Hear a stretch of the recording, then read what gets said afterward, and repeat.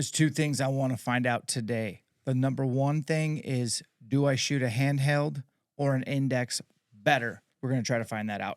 Number two, did I make Riley a good sight tape for his new elk arrow? We're going to find out about that. Roll the footage. Hi, Riley James, Dan Staten here. Today we are going to figure out a couple things. One, how'd I do on your sight tape, Riley, with your new FMJ Max arrow build for elk? And then I'm going to shoot the handheld versus index, old lift versus lift X. See if we can see a difference. Got a 40-yard uphill shot. And nice shot, Riley. 11, 11, 8. Lift 29 with the handheld. This is about 60.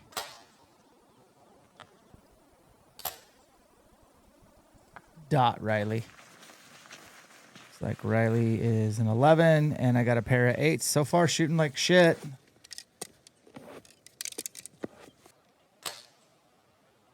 "65-yard sheep." That looked low.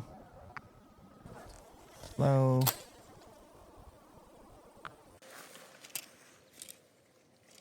Oh, Riley just missed a 10. So all 8s across, shooting pretty good. Bedded ram, 40 yards. Couple of dots. It was really windy this day. It's our excuse, but it's true. Couple 11s and an 8, not bad, huh? The hallway elk, 60 yards. Had a bad shot in this one. What'd you do? I Punch think it? I just, Oh, that was the dip bang? yeah. Bedded elk. It's weird going back and forth from index to handheld.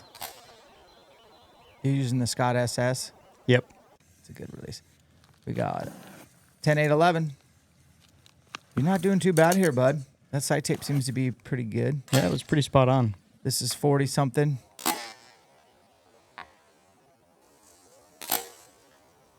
I like the camera angle on this. 10s across the board. It's a big 10. I don't like white targets.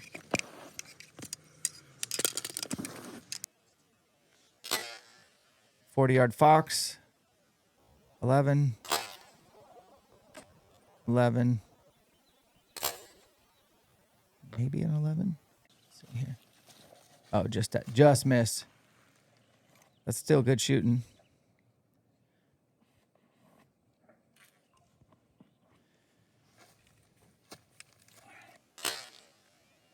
I think this was 70-yard stag. I can't tell.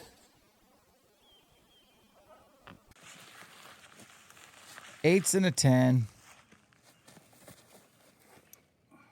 I think this is where the lift with the handheld starts to accelerate past. Not terribly, but That's interesting as you get more fatigued. I don't know. Maybe I just get warmed up better. Nice. Oh, Riley with the truck winner shot. That was like a 58-yard shot or something, but it's good. Nice shot. Thanks. Some 10s and 11.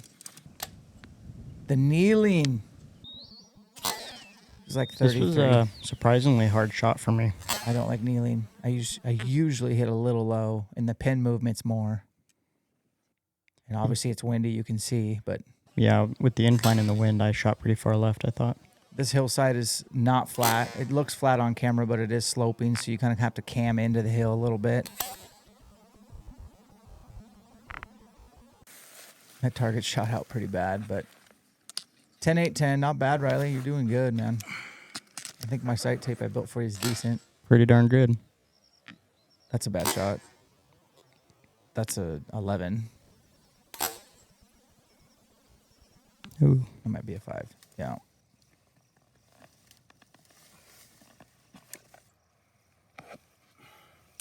Lost my hot melt in that target. I'm not happy about it. That usually never happens. This is a bomb. This is a 100-yard shot. Both those breaks felt good. And then we were trying to clear Riley's I think you nicked your housing. Yeah, I do as well. But still hit the target. Not bad.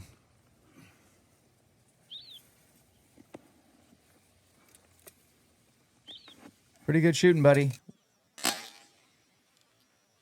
I think it's a 70-yard sheep. We're trying to get ready for tack.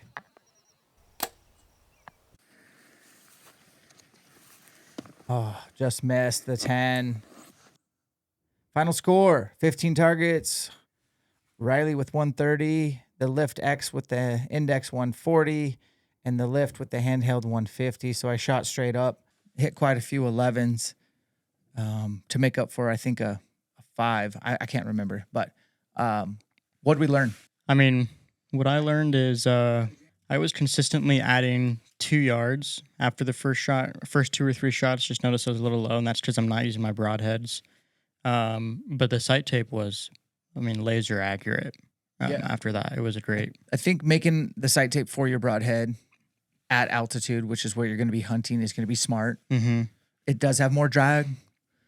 I don't think it's going to show up like 30 yards or less. Yeah. And it'll start to rear its ugly head a little bit. You have to add a little bit more once you get past 30. Right.